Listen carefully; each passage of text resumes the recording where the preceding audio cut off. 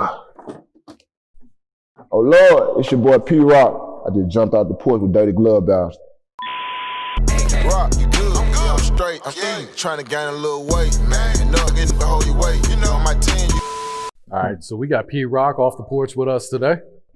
How you feeling, man? I'm feeling good, man. Yeah, appreciate you coming by and making that drive down here today, man. Appreciate you having me. Yeah. What else you got working here in Atlanta, man? Man, really just tapping in with a few people. I got a homeboy, Robbie. I'm probably tapping in with him, get a few skits in. You know, I'll be keeping the skits going. Okay. Yeah. And I saw you were just out in Vegas too last week, right? Yeah, I was out in Vegas, man. Yeah. What were you doing in Vegas? Mine just getting around, getting familiar with the city, networking. Yeah. You know. Just working. Business, yeah, working. Work. I feel that, man. All right, so what's life like in the Haven right now? Man, life in the Haven, it's cool. You just gotta be on point at all times. Like, you know, you got, you know, real support and you got that fake support. So, you know, at all times you just gotta be on point. But it's rough, you know, but at the same time it's fun too. You know, you got people out there that, you know, they got major love for me. And like I said, the fake love. So, yeah, you know, you just gotta know what's real and what's fake out there, man. Yeah. So what goes down in King's Gate? Man, in the gate, everything go down. Shit. Fights, shootouts, robberies, dice games, and you know, but besides all that though, it's people out there, man, I didn't grow up with, so like, you know, we probably, you'll catch us on the block just kicking it, smoking, drinking, catching up on, you know, on things, catching up with each other, stuff like that, yeah. I got you. It's a vibe in the gates though, it's a vibe in the gates, yeah. At what age would you say you jumped off the porch? Man, I jumped out the porch. I say I really jumped out the porch at 11. It was my first time seeing somebody get shot. Oh, wow. Around the age of 11. I was on my bike, just riding around, me and my guys, normal day in the neighborhood. The old heads, they talking shit to each other like they normally do. You know, we watching, just observing, seeing what's going on. Fight break out, boom, they fighting. You know, we laughing like, dang, okay, he just whooped him, he just jumped him. Man, the dude they jumped, ran in the house, come back out, bust. Oh, I'm shit. right there. It looked like he pointed at me, but, you know, ain't no bullet hit me or nothing like that. I just, you know, got as low as I can, me and the bike. But, yeah, out there, hey, wow. Yeah. Wow. What did that do to your mental, being that you were so young at the time? It just really showed me just, you know, be on point. You gotta be on point at all times, like, have fun. You know, like when you see your friends, like how it is in our neighborhood, you don't want to even just kick it too long sometimes. Like, you know, you don't never know when it's gonna be one of them days. Like, you just gotta be on point. Be on point all the time. You know, you holler who you holler at, what's up. Keep it going. Like, it's like that. Yeah. What was one of the biggest obstacles you had to overcome to make it to where you're at today? Like probably getting over my cousin death. Easy? Easy. Yeah, getting over his death really. Cause like when that happened, we was pushing together. Like I was investing into myself at the time, but you know, that little help that he was giving me, that was just, you know, that was all I needed that. And he motivated me too. Like he was just telling me everything that I could do to help my music and, you know, get it to a better level, like, you know, come raw with it, you know, tell the truth, don't give him too much, but give him something, you know, like, but getting over his death, that was like probably the hardest thing, because he was right there in my corner, so, and then, you know, it just, everything just happened so fast and out of nowhere, so, yeah, that's probably like one of the obstacles I had to get over, like, you know, because being in the struggle, like, I kind of got used to that, it's just like, but you gotta get you a couple of hustles, like, find something to do. You know, keep some money in your pocket. Like I used to knock on doors. I'm coming at your door. Hey, how you doing? My name's such and such. I take your trash out here from 50 cents to $1. They give me dollars. Some people don't want to even take their trash out. Just right here, you know, downstairs. They don't want to go down those stairs. So I'm going upstairs, knocking on everybody's doors upstairs. I was hustling. By any means. Yeah, but getting on my cousin, that was like probably one of the hardest obstacles. I probably took like 2 years off, like from the music. Oh, really? I was writing, but I wasn't going to the studio or nothing like that. Yeah. So how long have you been making music? You started off just writing poetry at first? Yeah, when I started with poetry, that was around like elementary. Probably like when I started up in middle school, I started just getting better at it. And I would write poetry for like females and my partners, and some people were paying me. Like, oh, really? Yeah, I was getting a couple of dollars and $5 here. So you was good with it. So yeah, I was good. I was good with rhyming, but I ain't never know I was gonna be doing the music with it. I liked the rhyming. So yeah. Who'd you grow up listening to? Man, music, I kind of picked up on everything my dad listened to, everything my mama listened to. My dad, he was a major Tupac fan. He liked the Master P. Okay. Who else? My T.I. It's plenty of them. The list so long, I can't even name all of them, but yeah, I kind of listen to some of everybody around like the 90s, like, you know, when I was growing up, like in the 90s, I was just listening to everybody, really. And my dad listened to me, he liked music that make you groove, so yeah, music like that. So when did you start turning these poems into rap songs and start recording yourself? Man, football was my thing. So okay. When I kept getting injured, messing up my ankles and knees and all that, I sat down and I thought about it, like, man, what you want to do? I was in my bed, just thinking on it. Like, I didn't know what I wanted to do. And I just knew I was good at rhyming. I started just trying to write. And came on my first song, I think that joint called Gone Dance. It was like a twerk song for females. I made that song and I was rapping it. And I called around first, I called a few people and I let them hear me like rapping it. And when they heard me, they was like, bro, you need to go and drop that junk. So I hit my partner up. We had went to the studio. I dropped it. When I dropped it, I went back to the hood, let them hear it.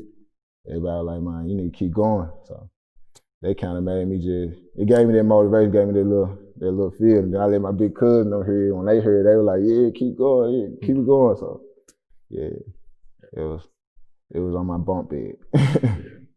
So after your cousin died, you took those 2 years off. What had re-inspired you to get back to it? Man, I had my son. My son got here. I was like, man, every talent that I got in my body, I'm gonna use it. You know, I'm gonna use every talent. If I can learn something today and it's gonna make me some more money, I'm gonna learn it and I'm gonna go with it. So every talent. When my son got here, I just felt like I gotta win. I can't continue taking L's, like, not at all. Were you rusty at all that first time going back in? Yeah, I felt a little rusty because, like, shout out my partner Deuce, man. I was in the studio with him one time, and I used to go in and just rap. Like, I ain't used to be like blah blah blah blah blah blah. You know, I ain't say my rhymes and then tell them keep that, like, and take my breaths. So like, you can hear my breaths all over it. And then like, I'm just trying to run through the whole verse. In one take. Like, bro, you know, it'll be a little easier, bro. You just tell them keep that. You hear me? Then come with your other bars. Cause like some of them I freestyle, some of them I actually write. Okay. But like it got a little easier when I started like punching in. Like I realized like the sound better, and you got time to think of whatever else you want to say. So yeah, when I got in there, I was just trying to just go. And man, that was making it harder for the engineer. He got to come to stop it, and I want to start at the top and go and run through the whole verse, and I'm constantly fucking up.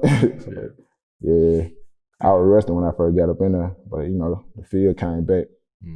Yeah. So how'd you get that ad lib? Oh Lord. Oh Lord, man. Oh Lord just came about really like my cousin EZ. He was on me. He was like, bro, you got to come with like something they gonna remember you by. Like he was like, bro, man, like Dolph got the Gotti got the I am. He just was throwing people out there for me, and I was like, yeah, you're right. So, man, I thought about like really like what me and like my folks was going through. Like, I know my mama used to be like anytime I'm mad or something, I'm angry, or anything, she'd be like, God got us, just pray to God, we're gonna be all right. So I just kind of like, oh Lord, I was like, I'm gonna just take the oh Lord, and I'm just kind of have fun with it. But at the same time, it's a meaning behind it. Like, they're gonna be for the struggle. They're gonna be for like, everybody that knew where I really came from. So like the people that grew up around me, You know, like we stayed in 1-bedroom apartment. You know, I remember crying to my mom, telling my mom like, I hate it here. Like I want us to leave. Like, and she couldn't really do too much about it. And she just would tell me like, we're gonna be all right. I made her break down. She was crying. So I told myself I'd never say it to her again. You know, but it humbled me, and my oh Lord really just came from that, came from the struggle. And I just kind of had fun with it now. Yeah. Yeah. I dig that, man. So what's the music scene like in Memphis right now? Man, the music scene, we lit. Yeah. Man, we lit, we on fire. Like everybody lit, really. It's just, we just gotta keep tapping in, keep doing good business, man, keep pushing each other, and keep supporting. We lit right now, though. Yeah. Would you say most of the artists are supportive of each other right now? In Memphis? Yeah. Yeah.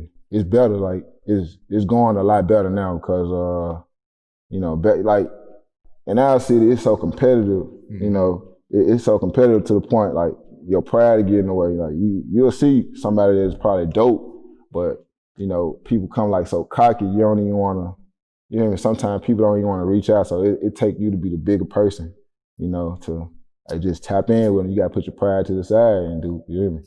It's business, you gotta network. Yeah. Got a network. So, yeah, it's getting a lot better though, way better. Yeah, what impact would you say Memphis has had on the rap game? Man, our impact big. Like, we got the flavor. We got the flavor. I ain't saying I ain't flavor everywhere else, but we got the flavor. And man, you know, you throw a little Memphis in it, man, you can't lose. Throw a little Memphis sauce in there, you can't lose, man. So, yeah, we live, man. Most definitely, you hear me? Love for the city. Yeah, it seems like people outside of Memphis love to tap into the culture there and the sound that comes out of Memphis too. Yeah, for sure. Yeah, for sure.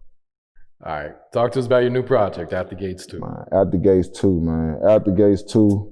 You know, we out the gates, but we still trying to make it. You hear me? We out the gates, but we still in the gates. You know, so like, you know, with that whole project, when I say out the gates, like I'm speaking on everybody that's just like really stuck in the gates but trying to make it out.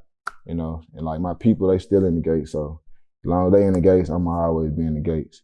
You know, this project right here, man, is I got some of everything on there. You know, I got if you want something slow, I got something slow for you. You know, I got something that's gonna turn you up. I got stuff that's gonna motivate you, get up, get you some money. You know, some stuff that's gonna help you remember to, you know, look out for your people. All type of motivation all through the tape. So. And I'm giving you a piece of me, like I'm sharing my story with you. Like it's like the more I do it, like I open up more and more with it. So yeah, I got Out the Gates, the first project out there, Out the Gates 2, is even harder. Okay. Yeah, even harder. What can you tell us about the video and song for Pop My Shit? Man, Pop My Shit. Man, that video crazy. Shout out my boy Grove Hero. He was on there with me in Flameaholics. Shout out my boy Yo Ali too. He shot that. And they out of Memphis too. Like man, we just got together and man, we made a movie, a real funny one, you know. Yeah. But yeah, that record there, man, just came about cause of man, like, you know, I felt like with me doing the music, so when that happened with my cousin, I kind of took time off and I felt like people forgot about me. Like they kind of forgot about who, you know, how I was coming. So with Pop My Shit, I feel like I just had to, you know, pop out and pop my shit. I'm finna talk my shit on this joint. Let them know, like, I'm back and I ain't going nowhere. Like, y'all finna keep seeing me. So, yeah, that's how Pop My Shit came about. Yeah. And you got I'm Straight out too. Yeah, I'm straight. Yeah, I'm straight. Yeah. I could be doing better, but I'm straight. Yeah. So, with I'm Straight is, it's like basically, like, letting you know, I'm, like, yeah, I could be doing better, like, but you know, I'm straight, basically. Like, with everything going on in my life, like, you know, anything can be in the way. You know, I can be doing better, but I'm straight. It's the song just said itself. Yeah, the song just said itself. Like, you know, a lot of situations now that came about, and I'm straight. I'm still straight, and I'm gonna be straight. And what can you tell us about going through it? Going through it. Man, going through it, really was going through it. When I wrote that record, man, I had nothing in my pocket. Like, I was really going through it when I wrote that. So I wanted people to feel me on that one. They was like, that's one of them jumps like, you know, like, you know, if you ain't got nothing, you know, this one should, you know, hit you and get you feeling like, you know, you can have some someday, you know. You probably going through it, but, you know, don't never think you know, you're gonna be going through it forever. Like, you know, yeah, you can get through it. Yeah, you're going through it, but you can get through it. That's real. Okay. How did the song Rock and Roll come about with Deuce, Zed Zilla, Kane and then Hitemup? Man, Rock and Roll came about, man. My partner Hitemup.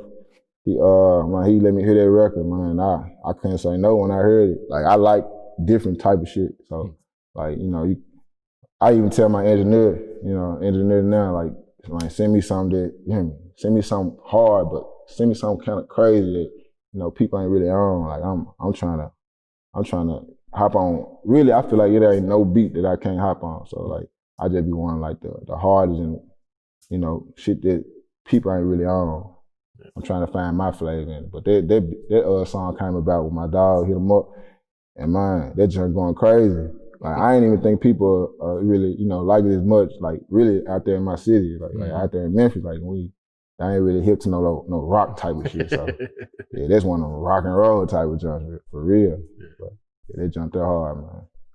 Who were some of the producers you work with on this project? I work with, on the rock and roll joint, my partner AK, I think okay. AK.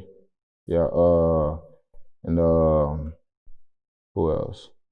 My partner Yo, he was the engineer on it. Okay. But yeah. You're doing all this independent, right? Yeah, we independent. Yeah, we independent. Yeah, working, tapping in everywhere we can tap in, getting the music out. Yeah, talk about the grind that comes with being an independent artist, having to do it all yourself.